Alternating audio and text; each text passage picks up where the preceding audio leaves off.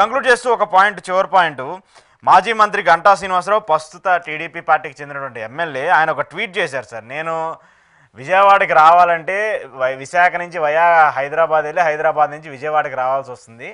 కేంద్ర విమానయాన శాఖ మంత్రి గారు దీన్ని కొంచెం పట్టించుకోండి అని చెప్పేసి ఆయన ట్విట్టర్లో ఒక ట్వీట్ చేశాడు. సో ఆయన ట్వీట్ ఇప్పుడు సంచలనంగా మారింది. టీడీపీ పార్టీ అంతా కూడా ఆగ్రహం వ్యక్తం చేస్తూ చంద్రబాబు నాయుడు కూడా కొంచెం జాగ్రత్తగా ఉండండి, మీరు మాట్లాడేటప్పుడు ఒక ఎమ్మెల్యేగా ఉండి ఒక మాజీ మంత్రిగా ఉండి ప్రభుత్వానికి నిందలు వేసే విధంగా మాట్లాడడం సరికాదంటే కూడా ఆయనకు వార్నింగ్ ఇస్తుంది. సార్, ఆయన చెప్పిన దాంట్లో అయితే వాస్తవానికి తప్పులేదు.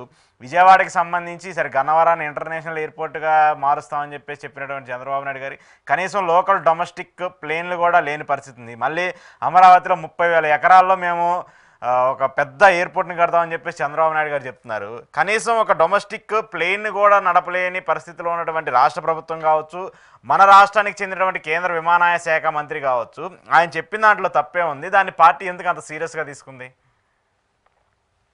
గంటా శ్రీనివాసరావు గారు చెప్పిన విషయం నిజము.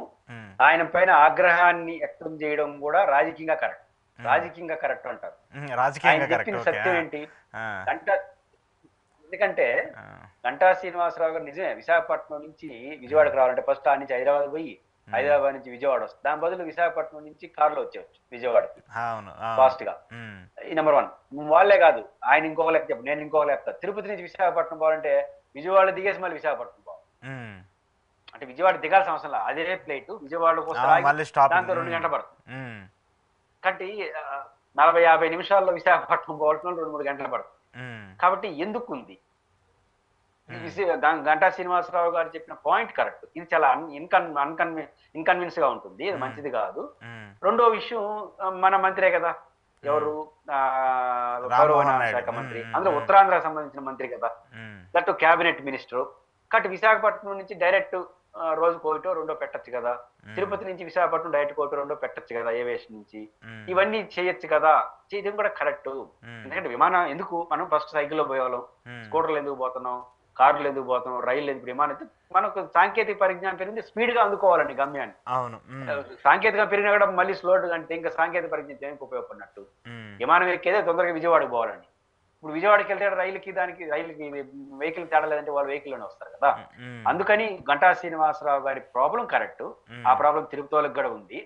అయితే రాజకీయంగా తెలుగుదేశం ఎందుకు కరెక్ట్ అంటారంటే, గంటా శ్రీనివాసరావు అధికార పార్టీ ఎమ్మెల్యే.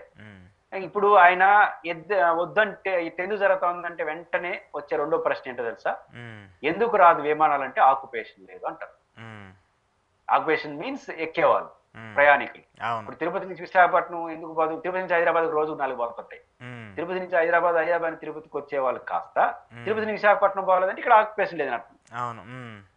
తిరుపతి నుంచి విశాఖపట్నం పోయాక ఆక్యుపేషన్ లేదంటే మీకేం డౌట్ రాదు, సరేలే ఆక్యుపేషన్ అంటారు. విశాఖపట్నం నుంచి అమరావతికి ఆక్యుపేషన్ లేదంటే మీరు ప్రశ్నలోనే అడిగారు, మళ్ళీ 30,000 ఎకరాలు తీసుకుంటారంట, దాంట్లో ఇంటర్నేషనల్ ఎయిర్పోర్ట్ అంట అనే క్వశ్చన్ ఎటకారంగా అడగకపోయినా అది ఎటకారంగా పోతుంది. ఏముంది, అది చెప్పిందే కదా, మనం ఎటకారంగా మాట్లాడింది ఏముంది. ఇప్పుడు ప్రభుత్వమే మేము భోగాపురం లాంటి ఎయిర్పోర్ట్ మేము పూర్తి చేస్తున్నాము, మళ్ళీ అమరావతికి ఒక రాజధాని కావాలని చెప్పేసి, రాజధానికి ఎయిర్పోర్ట్ ఉండాలని చెప్పేసి ఎయిర్పోర్ట్ కడతా ఉన్నారు. సరే, దానికి దగ్గరలో ఒక 20 కిలోమీటర్ల దూరంలో ఉన్నటువంటి గన్నవరం ఎయిర్పోర్ట్ ఆల్రెడీ ఉంది. మరి అది ఏం చేస్తారో మనకు తెలియదు. మరి కానీ ఇప్పుడు అంటే డొమెస్టిక్ ప్లేన్లే నడిపే పరిస్థితి లేనప్పుడు మళ్ళీ కొత్తగా రాజధాని పెట్టి దాంట్లో 30,000 ఎకరాలు రైతుల దగ్గర నుంచి 3 పంటలు పండే భూమిని తీసుకొని అక్కడ ఎయిర్పోర్ట్ కట్టడం ఏంటనేది నా పాయింట్. అంతే. ఇన్ని పాయింట్లు మీకు ఎందుకు వచ్చాయంటే ఆయన ట్విస్ట్ చేశాడు కాబట్టి. ఇప్పుడు డొమెస్టిక్ ఉంది కదా, ఆడ ఇంటర్నేషనల్ ఎయిర్పోర్ట్ ఉంది కదా, పక్కనే గన్నవరం ఉంది కదా, దాన్ని నడపని వాళ్ళు ఇవన్నీ ఎందుకు వచ్చాయి? ఆయన చుట్టూ ఆయన విశాఖ టు హైదరాబాద్ టు విజయవాడ అన్నాడు కాబట్టి ఇవన్నీ వచ్చినాయి. అది రాజకీయ సమస్య అంటే ఇప్పుడు బయటకు వచ్చేస్తాయి ఇవన్నీ. ఇప్పుడు ఏమొచ్చే మొదటి ప్రశ్న ఏమొస్తుంది, లాజికల్లీ సహజంగా విమానాలు ఎందుకు జరపరు, ఎందుకు పంపిరు, వ్యాపారాలు దాటుతాయి కదా, ప్రయాణికులు ఎక్కకపోతే రారపరు. కాబట్టి విశాఖపట్నం టు విజయవాడ, తిరుపతి టు విజయవాడకి కావాల్సినంత ప్రయాణికులు లేనప్పుడు రారు. ఇప్పుడు తిరుపతికి ఎందుకు వస్తున్నారు? దేవుడు చూడడానికి వస్తారు, ఎక్కడి నుంచి చేసిన వస్తారు, కాబట్టి ఇక్కడికి వస్తారు.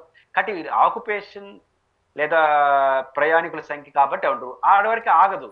మీరంటే మీరు అడిగిన అనేక ప్రశ్నలు. గన్నవరంలో విమానాశ్రయం ఉంది, గన్నవరం పక్కనే ఇంకొక కొన్ని కొత్తవేడు దూరం అన్నావా, ఇంకోటి అన్నావా, కొన్ని కిలోమీటర్ల దూరంలో ఇంటర్నేషనల్ ఎయిర్పోర్ట్ చేస్తా ఉంటారు. ఎట్లా చేస్తారు? ఇప్పుడు గన్నవరం కూడా ఇంటర్నేషనల్ ఎయిర్పోర్ట్ అనుకుంటున్నా తెలిసి. ముందు నడిచేది, ఇప్పుడు నడవట్లేదు. అది నడవలేదు. ఇప్పుడు గన్నవరం ఇంటర్నేషనల్ ఎయిర్పోర్ట్ స్టాండర్డ్స్ దగ్గరకు వచ్చింది. విశాఖపట్నం మళ్ళీ Bhogapuram international airport, Tirupati already international airport. ఈ ఇంటర్నేషనల్ ఎయిర్పోర్ట్ కే దిక్కు లేకుండా, ఫ్లైట్లు లేకుండా, ఇంటర్నేషనల్ ఎయిర్పోర్ట్ తిరుపతి, ఇంటర్నేషనల్ ఫ్లైట్లు రావు. ఇట్లాంటి వాతావరణప్పుడు ఇవే జరగనప్పుడు ఇంకా ఆంధ్రప్రదేశ్ కూడా వస్తాడు విజయవాడకి. ఇప్పుడు తిరుపతిలో ఇంటర్నేషనల్ ఎయిర్పోర్ట్ ఉన్నా అందరూ చెన్నైకి వెళ్ళిపోతున్నారు, ఎందుకంటే చెన్నైలో ఉంది కాబట్టి. చెన్నై నువ్వు international airport double international 100 international airport Vijayawada పెట్టిన తిరుపతి వాళ్ళు చెన్నైకే పోతారు, ఎందుకంటే 3 గంటల సేపు, లేదా 3 గంటల సేపు బెంగళూరు. కాబట్టి ఇట్లాంటి ఉన్న పనులు ఇంకొక ఇంటర్నేషనల్ ఎయిర్పోర్ట్ రాజధాని అంటే ఇదేమన్నా ఊహల, లేకపోతే గందరగోళం? ఇవన్నీ క్వశ్చన్స్, ఇవన్నీ ఎటకారాలు ఎందుకు వస్తాయంటే ఆయన ఎక్స్ లో స్పందించిన దాని చుట్టూ నడుస్తాయి. కాబట్టి ఆగ్రహం, పొలిటికల్లీ ఆగ్రహం కరెక్ట్, ఒక పౌరుడుగా గంటా శ్రీనివాసరావు గారు బాధ కరెక్ట్. అంటే ఆయన బాధ కరెక్ట్, వీళ్ళు పొలిటికల్ కరెక్ట్. నాకు అర్థమైంది అది ఎక్స్ లో. కానీ ఏదేమైనప్పుడు గంటా గారు దీన్ని ప్రశ్నించడం అయితే ఒక మంచి పద్ధతి, ఒక మంచి పరిణామం కూడా. ఎందుకంటే ఒక ఎమ్మెల్యేగా ఉండి అది నిజంగా ఒక సామాన్యుడికో, లేదంటే అక్కడ ఎవరైనా కార్పొరేట్ వ్యక్తి, ఎవరైనా ఉద్యోగానికో, లేదంటే ఒక కంపెనీ పెట్టాల్సినటువంటి వ్యక్తి ప్రయాణం చేయాలన్నా కూడా ఆయన వెళ్ళగక్కలేరు కదా ఇలాంటివన్నీ. సో గంటా గారు చెప్పడం మంచిదే, మరి దాన్ని ప్రభుత్వం కొంచెం సీరియస్గా తీసుకుంది కాబట్టి మరి ఏం చేస్తారో చూడాలి sir. Right sir, thank you very much. ఇది పురుషోత్తం రెడ్డి గారు ఈరోజు స్పెషల్ ఇంటర్వ్యూ. చూస్తూనే ఉండండి ప్రజా చైతన్యం.